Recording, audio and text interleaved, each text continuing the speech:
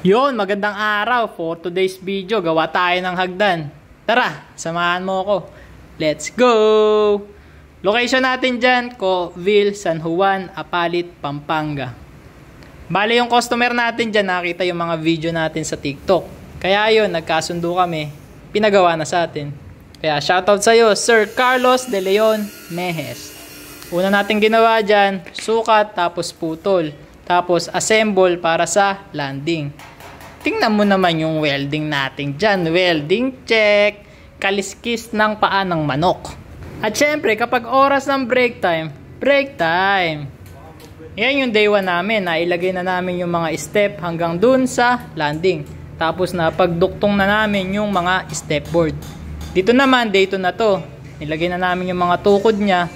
Tapos yung carrier. Dito pauwi na sana kami, kaso lang biglang umulan. Kaya si nanay, nabiyanan nung may-ari, nag-alok ng kape. Pero itong kasamahan ko, alam mo request? Kanin! Kaya yun, food trip. Para pag uwi, tulog na lang yan. Boy! Yun, dito naman, day 3 na to. Kaya tinibayan na namin yung mga carrier, yung mga step, nilagyan na namin ng tukod. Tapos syempre, yung handle, yung hawakan.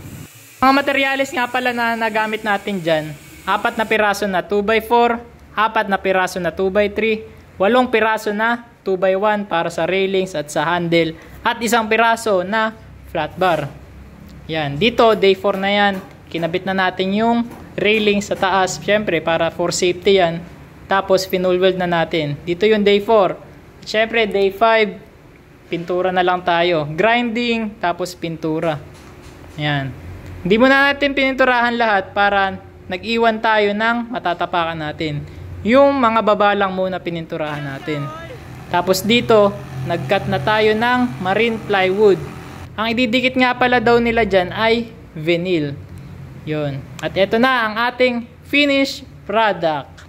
Yun. Kaya sa mga interesado dyan na magpagawa ng mga ganito, message nyo lang ako. Rekta kayo PM dyan sa page natin. Gumagawa din tayo ng gate, mga fence, mga bakod, ng trusses and roofing. Basta usapang bakal, message nyo lang ako. At dito, syempre, tingnan mo na may oras natin. Magagabi na. Kaya, uwi na. Dito tayo sa Coville, sa Pampanga.